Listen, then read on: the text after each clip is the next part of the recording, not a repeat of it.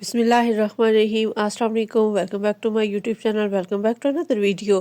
آج کی ویڈیو میں 27 رجب کی اہمیت، فضیلت، اس رات کی عبادت، خاص نوافل اور 27 رجب کے روزے کے بارے میں تفصیل سے بات کروں گی، اس لیے ویڈیو کو آخر تک لازمی دیکھیے گا تاکہ کوئی بات رہ نہ جائے۔ یہی اللہ پر توکل کا اصل ثمر ہے، اور اس پر جتنا غور کیا جائے دل اتنا ہی مطمئن ہوتا جاتا ہے، اور جو بندہ اللہ پر بھروسہ کرتا ہے اللہ اس کے لیے کافی ہو جاتا ہے۔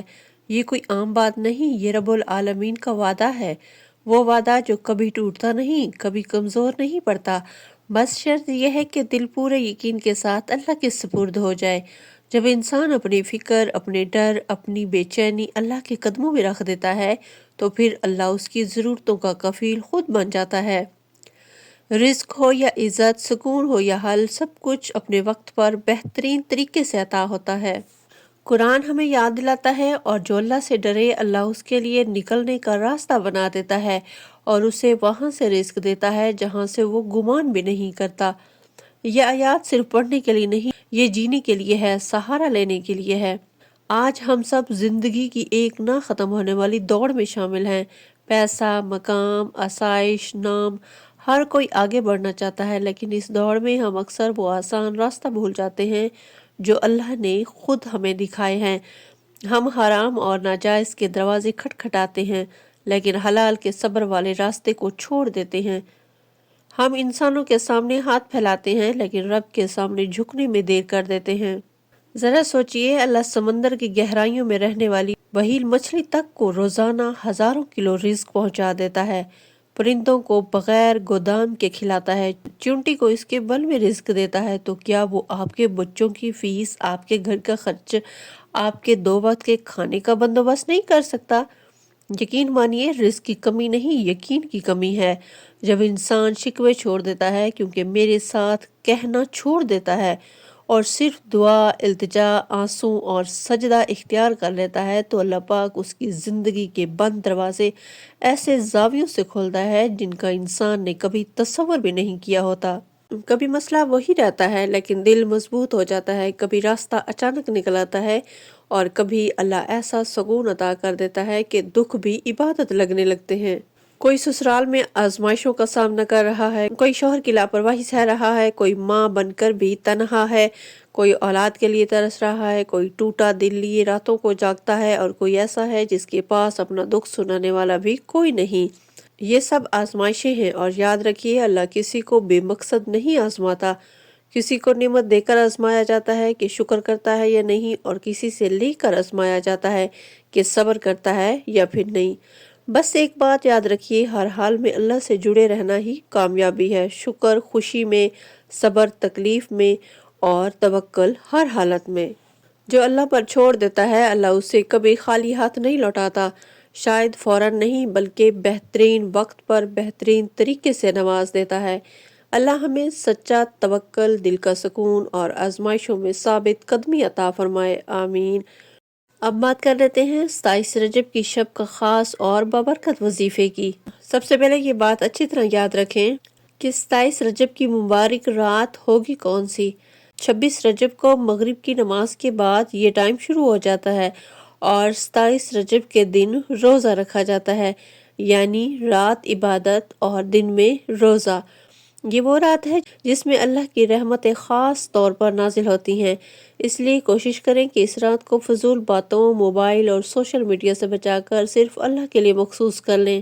عبادت شروع کرنے سے پہلے آپ باوضو ہو جائیں، صاف کپڑے پہن لیں اور قبلہ رخ ہو کر بیٹھ جائیں۔ دل میں یہ نیت کریں، یا اللہ میں یہ عبادت صرف تیری رضا اور اپنی حاجات کے لیے کر رہی ہوں۔ اب سکون سے یہ نفل شروع کریں۔ پہلے 4 رکعت نفل سورہ قدر کے ساتھ اس طرح پڑھیں: 4 رکعت نفل برائے حصول برکت، رحمت اور قبولیت دعا۔ آپ نے یہ 12 نوافل 3 سلام کے ساتھ پڑھنے ہیں، یعنی کہ 4 نفل کر کے۔ جب آپ پہلی 4 رکعت نفل کی نیت کریں گے تو اس میں سورہ فاتحہ کے بعد 3 مرتبہ آپ نے سورہ قدر پڑھنی ہے۔ 4 رکعت نفل مکمل کرنے کے بعد آپ نے 70 مرتبہ یہ مخصوص دعا پڑھنی ہے جو آپ کو سکرین پر بھی نظر آ رہی ہے۔ یاد رکھیے، یہ دعا پڑھتے وقت آپ کے دل میں عاجزی ہو، آواز دھیمی ہو اور توجہ صرف اللہ رب العزت کی طرف ہو۔ اب دوسرے 4 رکعت نفل اس طرح پڑھیں: یا اللہ میں اپنی مدد، آسانیوں اور نصرت کے لیے یہ نفل ادا کر رہی ہوں۔ اس میں بھی ہر رکعت میں آپ نے سورہ فاتحہ کے بعد سورہ نصر 3 مرتبہ پڑھنی ہے، یعنی ہر رکعت میں سورہ فاتحہ کے بعد 3 مرتبہ سورہ نصر پڑھنی ہے۔ سلام پھیرنے کے بعد دوبارہ آپ نے 70 مرتبہ وہی مخصوص دعا پڑھنی ہے۔ یہ نفل خاص طور پر مشکل حالات، بند راستوں، رکی ہوئی دعاؤں کے لیے بہت مؤثر سمجھے جاتے ہیں۔ تیسری 4 رکعت نفل آپ نے سورہ اخلاص کے ساتھ پڑھنی ہے۔ اس کی نیت کچھ اس طرح سے کرنی ہے: یا اللہ اپنی حاجات، دل کے بوجھ اور پریشانیوں کے حل کے لیے۔ ہر رکعت میں آپ نے سورہ فاتحہ کے بعد سورہ اخلاص 3 مرتبہ پڑھنی ہے۔ سلام کے بعد سورہ علم نشرح آپ نے 70 مرتبہ پڑھنی ہے۔ یہ سورت دل کے بوجھ، گھبراہٹ اور تنگی کے لیے بہت خاص ہے۔ جب آپ یہ 12 رکعت نفل ادا کر لیں گے تو اب وہ وقت آتا ہے جب انسان اپنے رب کے سامنے جھک کر اور دل کھول کر اپنے رب سے مانگتا ہے۔ آپ نے سب سے پہلے درود پاک پڑھنا ہے، پھر یہ اسماء حسنہ پڑھنی ہے، اس کے بعد آپ نے اسماء حسنہ پڑھنے ہیں، پھر یہ اسماء حسنہ پڑھیں: یا اللہ 3 مرتبہ، یا رحمانو 3 مرتبہ، یا رحیمو 3 مرتبہ، یا ارحم الراحمین 3 مرتبہ، یا حیو یا قیوم، یہ بھی آپ نے 3 مرتبہ پڑھنا ہے۔ کہا جاتا ہے کہ ان ناموں کے ساتھ مانگی گئی دعا پر فرشتے آمین کہتے ہیں۔ اپنی زبان میں، اپنے الفاظ میں، اپنے آنسوؤں کے ساتھ جو دل میں ہو مانگیں: رزق میں برکت، قرض سے نجات، بیماری سے شفا، اولاد، اچھے رشتے، گھر، سکون، یا جو بھی آپ کے دل میں آپ کا دل کا دکھ ہو اس کو اللہ کے سامنے اپنے رب سے مانگیے۔ آخر میں سب دعا مکمل کرنے کے بعد آپ نے دوبارہ درود پاک پڑھنا ہے۔ یہاں پہ ایک اہم بات بتاتے چلوں، یہ کوئی تعویذ نہیں، کوئی بدعت نہیں، کوئی پیر فقیری نہیں، یہ صرف اللہ کے کلام کے ذریعے اللہ سے مانگنا ہے، اور اللہ سے مانگنے میں کبھی جھجک نہیں ہونی چاہیے۔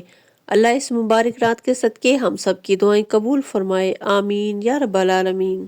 اللہ ہماری مشکلات کو آسان فرمائے، ہماری دعاؤں کو قبول فرمائے، بیماروں کو شفا دے، اولاد کی خواہش مند بہنوں کو اولاد عطا فرمائے، بیویاں جو شوہر کے رویے سے پریشان ہیں ان کے گھروں میں محبت ڈال دے، رشتوں اور گھریلو مسائل کو آسان فرمائے، پاکستان پر رحم فرمائے، فلسطین کے مظلوموں پر کرم فرمائے، اور ہمارے والدین کی حفاظت، مغفرت اور عزت فرمائے، آمین یا رب العالمین۔ اللہ ہم سب کو اپنی حفظ و امان میں رکھے۔ اللہ حافظ۔